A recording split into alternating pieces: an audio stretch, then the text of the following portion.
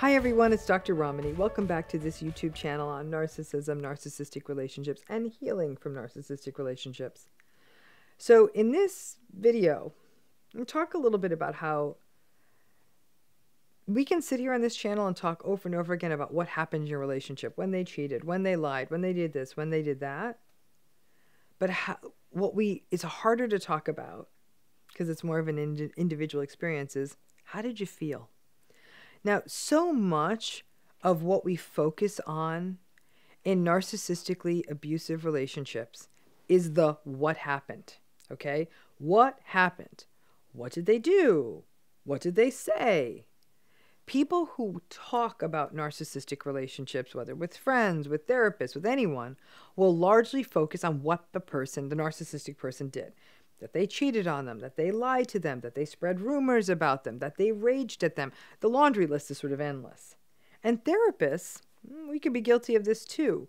So much stuff happens in a narcissistic relationship that laying it out can feel like a very time-consuming play-by-play because there's always something happening in these relationships.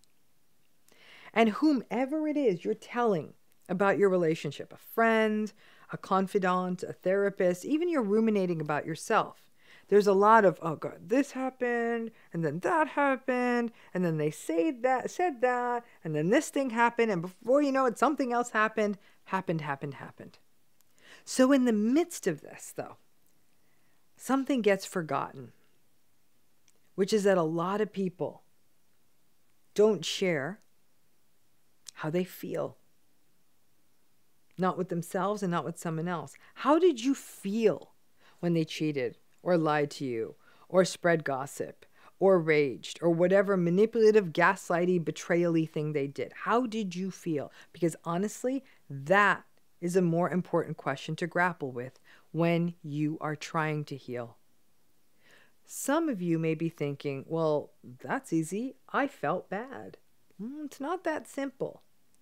Think of the last narcissistically abusive thing that happened to you. Just take a minute, stop, and ask yourself, okay, this is what happened. How did I feel? As I sit here and think about it, when I think about the last narcissistically abusive thing that happened to me, my answer is hurt. I didn't feel bad. I felt hurt. Now I want all of us to peel that layer a little further. Whatever answer you gave, how you felt. Where do you feel it? In your head, your body, in your heart? Where? Pay attention to that too. And where else does the feeling take you to? Now, in my case, when I think about my last thing that happened, it left me feeling hurt. And then it took me to feeling like I always have to prove myself to this person and being hurt by their dig. And that took me to more feelings. I felt exhausted and sad. And interestingly, the feelings came around again, like we're running on a track, and I ended up on acceptance. It's like taking a drive and driving and wondering where the road ends up.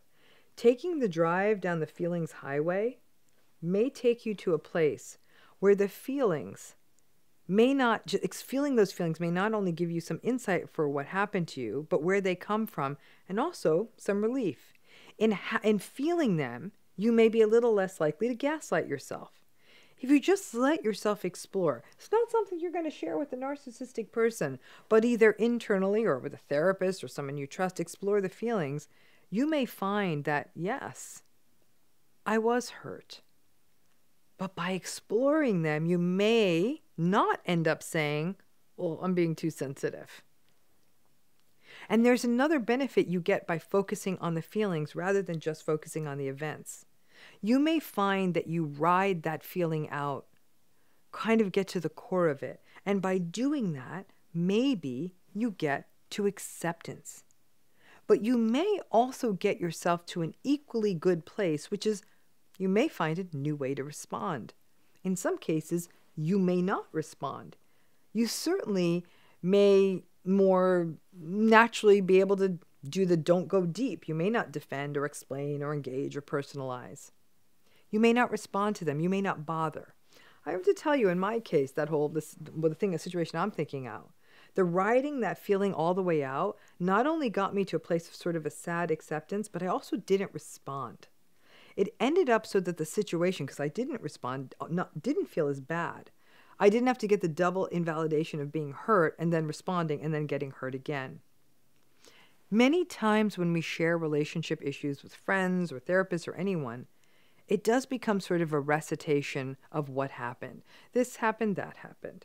And even when they happen to us and we don't share it, we don't talk to someone else, we ourselves think about what happened. Most of us haven't been socialized or taught or valued for talking about how we feel, but rather to remain focused on what happened. Tell me what happened. But the feeling really matters if you are going to heal. By feeling, you may slowly end cycles of self-blame, stop pathologizing your emotions, stop sort of underplaying the harm that these interactions have on you. Listen, if every time, let's say you're living in a house, an apartment, every time you walked into a particular room, you started feeling sick, nausea, headache, dizziness, trouble breathing, you would pay attention to those feelings. And my guess is you might stop going into that room. You wouldn't stop and say, well, there's this room, and I walk into this room, and the room has windows, and the room has a view of the road. No, you would say, I go in this room, every time I go in this room, I feel sick. You would allow yourself to feeling, because it's physical, and we allow ourselves to feel our physical feelings. Then you might do something about it, which is probably not go in the room. When it comes to emotion, it's a shame that we aren't that straightforward. Each time I engage with narcissistic people and they lie or betray or manipulate or whatever they do, I feel whatever I feel. Give some space to that for yourself. These feelings are our best detector that these relationships are not good for us.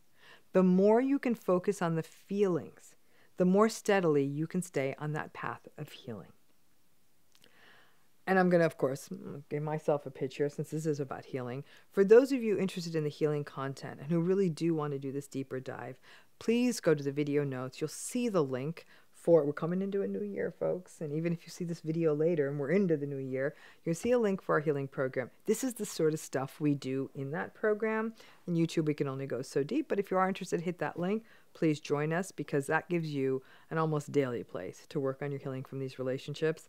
You can't do it unless you feel your feels. So feel those feelings, be with them, and allow them to go through you. Those feelings won't break you. They really won't. But they're going to take you on an interesting ride. And for a minute, it's almost like riding down a hill on a bike and letting it get faster and faster. You're like, I am scared.